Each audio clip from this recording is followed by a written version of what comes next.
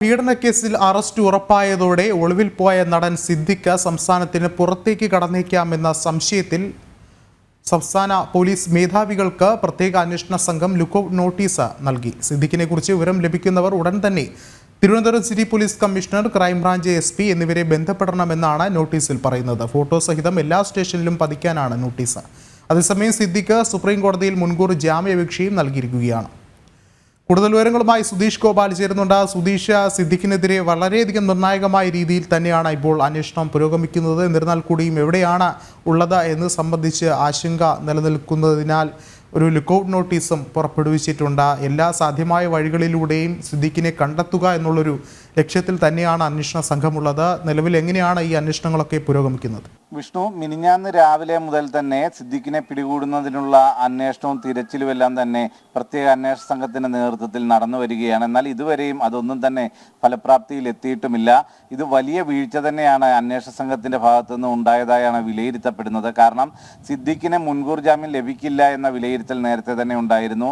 എന്നാൽ സിദ്ദിഖിനെ കൃത്യമായി ലൊക്കേറ്റ് ചെയ്യുന്നതിനോ സിദ്ദിഖിനെ നിരീക്ഷിക്കുന്നതിനോ ഉള്ള നടപടികൾ ഗുണം ചെയ്തില്ല എന്നതാണ്, ഇല്ലെങ്കിൽ അത് കാര്യക്ഷമമായില്ല എന്നതാണ് വിലയിരുത്തപ്പെടുന്നത്. ഈ ഒരു പശ്ചാത്തലത്തിലാണ് സംസ്ഥാനത്തിന് പുറത്തേക്ക് സിദ്ദിഖ് പോയിട്ടുണ്ടാവാനുള്ള സാഹചര്യം കൂടി കണക്കിലെടുത്തുകൊണ്ട് എല്ലാ സംസ്ഥാന പോലീസ് മേധാവികൾക്കും സിദ്ദിഖിനെ സംബന്ധിച്ച വിവരങ്ങൾ തേടുന്നതിനുള്ള അഭ്യർത്ഥനയുമായി നോട്ടീസ് അയച്ചിരിക്കുന്നത്. അതിന് പുറമെയാണ് കേരളത്തിലെ എല്ലാ ലോക്കൽ പോലീസ് സ്റ്റേഷനുകളിലും അടക്കം സിദ്ദിഖിൻ്റെ ഫോട്ടോ പതിച്ച് സിദ്ദിഖിനെ കണ്ടാൽ വിവരം ധരിപ്പിക്കുന്നതിനുള്ള നിർദ്ദേശവുമായി പോലീസ് മുന്നോട്ട് പോകുന്നത്. ഇതേ സാഹചര്യത്തിൽ തന്നെ സിദ്ദിഖിൻ്റെ വീടുകൾ, സിദ്ദിഖിൻ്റെ സുഹൃത്തുക്കളുടെ വീടുകൾ, അതോടൊപ്പം തന്നെ സിദ്ദിഖ് എത്താറുണ്ടായിരുന്ന ഹോട്ടലുകൾ, ഇത്തരം കേന്ദ്രങ്ങളിലെല്ലാം തന്നെ തിരച്ചിൽ നടത്തുന്നുണ്ട്.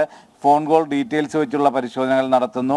മറ്റ് ഫോൺ ലൊക്കേഷൻ പരിശോധിച്ച് അത്തരത്തിൽ സിദ്ദിഖിനെ കണ്ടെത്താനുള്ള നീക്കങ്ങൾ നടത്തുന്നു. എന്നാൽ അതൊന്നും തന്നെ ഇതുവരെയും ഗുണം ചെയ്തിട്ടില്ല. ഇതേ സാഹചര്യത്തിൽ തന്നെയാണ് സിദ്ദിഖ് മുൻകൂർ ജാമ്യം തേടി സുപ്രീം കോടതിയെ സമീപിച്ചിട്ടുള്ളത്.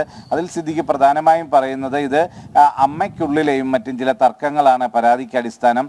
അതിലുപരി താൻ ഇത്രയും പഴക്കമുള്ള കേസാണ്, താൻ മറ്റൊരു ക്രിമിനൽ പശ്ചാത്തലമുള്ള വ്യക്തിയല്ല. അതുകൊണ്ട് തന്നെ താൻ ഈ കേസിൻ്റെ അന്വേഷണവുമായി കോടതി നിർദ്ദേശിക്കുന്ന പ്രകാരം എല്ലാ തരത്തിലും സഹകരിക്കാൻ, കസ്റ്റഡിയിലെടുക്കുന്ന അടക്കമുള്ള അറസ്റ്റിലേക്ക് പോകുന്നതടക്കമുള്ള കാര്യങ്ങൾ ഒഴിവാക്കണം എന്ന അഭ്യർത്ഥനയുമായാണ് രംഗത്തെത്തുന്നത്.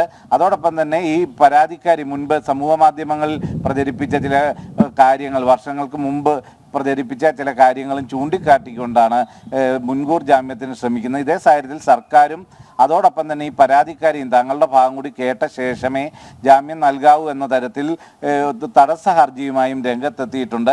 ഇത് എന്ന് സുപ്രീം കോടതി കേസ് പരിഗണിക്കുമെന്നതിൽ വ്യക്തതയില്ല. നാളെ തന്നെ പരിഗണിക്കുന്നതിന് വേണ്ടിയുള്ള നീക്കം നടത്തുന്നുണ്ട്. ചിലപ്പോഴത് തിങ്കളാഴ്ചയാകാം. എന്നാൽ ഇത് എന്ന് പരിഗണിക്കുമെന്നതിൽ വ്യക്തത വരാത്തത് കൊണ്ട് തന്നെ ഇപ്പോൾ അറസ്റ്റ് തടയേണ്ട ഒരു സാഹചര്യമില്ലെന്ന് പോലീസ് വിലയിരുത്തുന്നതായാണ് നമുക്ക് ലഭിക്കുന്ന വിവരം. അതുമല്ല, ഇത്തരത്തിൽ സിദ്ദിഖ് ഹൈക്കോടതിയിൽ മുൻകൂർ ജാമ്യാപേക്ഷ നൽകിയപ്പോഴും അറസ്റ്റ് തടഞ്ഞുകൊണ്ടുള്ള ഒരു നിർദ്ദേശവും കോടതിയുടെ ഭാഗത്തു നിന്ന് വന്നിരുന്നുമില്ല. എന്നാൽ പോലീസിന്റെ കൂടെ ഒത്താശയോടെ ആണോ സിദ്ദിഖിന് ഇപ്പോൾ ഒളിവിൽ കഴിയാനുള്ള സാഹചര്യം ഒരുക്കിയതെന്ന സംശയവും നിലനിൽക്കുന്നു. അത്തരത്തിലുള്ള വിമർശനവും ഇന്ന് ശക്തമാണ്. വിഷ്ണു, സുധീഷ് ഗോപാലാണ് വിവരങ്ങൾ നൽകിയത്.